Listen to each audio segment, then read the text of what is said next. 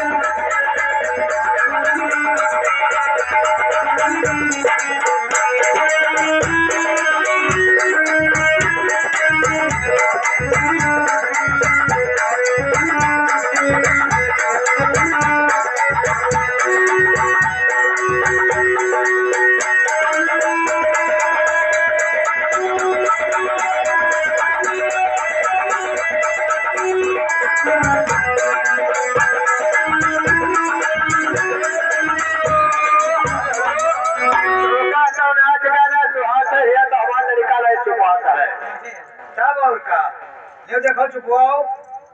बता भी जरा गई बाबू तोरा ठीक का छिपा कबो लड़कन कदर करे हो इका सारे निपुल पकड़ा इधर पीते ना है तब का करी हां डब्बा वाला लायो हो सब कौन हां डब्बा वाला दूध हां लड़कन आई पे क्या काम दूध पहला सरे गए का या हमारे चट्टा गाने इकट्ठा हो जाए तुम्हारा पर अरे होलरे गोलरे गोलप्पा कई रे मोरे भैया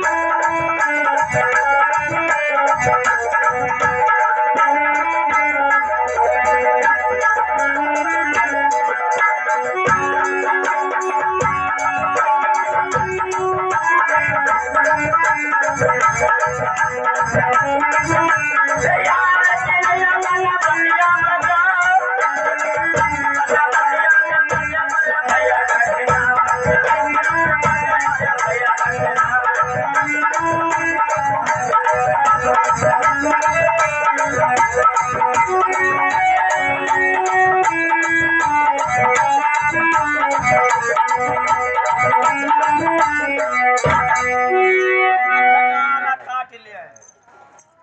वदायूं दाढ़ी जरो गई बहुत स्वच्छ दो बोलो पण छुटा हो बहुत काहे रे लड़का काहे पटक दी करिया अब मरे पियासा इनका साल का हम कपस नहीं खिलाई थे तेल मुकवा लगाई थे और ये महारे है कहाँ है तो बताओ लड़का नहीं खिलाई पैया तो रोई ना तब कहाँ होई अरे अदरा बड़ा के सार का तेल लगावा काजल लगावा अब गला तनी मुसरिया तलवा डाल के ठोक दी और जैसे तलवा डाल मुसरिया ठोक दे सर हमने मुंह में मोती मारी कराना में लीव करे हुए ही से आए हो अतरा बड़ा है सार ये सब हमरे मुंह में मोतत है अत्ता बड़ा है भैया अब बड़ा होने तने का करे बड़ा भाई जब तो घर से बहरिया निकाल दी अब तो मरो पियासा और का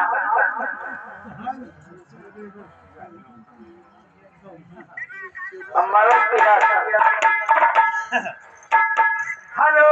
हेलो ये आगे पंचम भैया के मामा ये आगे पंचम भैया के मामा ये 20 रुपया का नंबर ले लो दिया भगवान 20 के बदले 20 लाख का संपत्ति लड़का का चुकवाई लो कहीं नहीं लेके ले हम यार हेलो हेलो हेलो हेलो अरे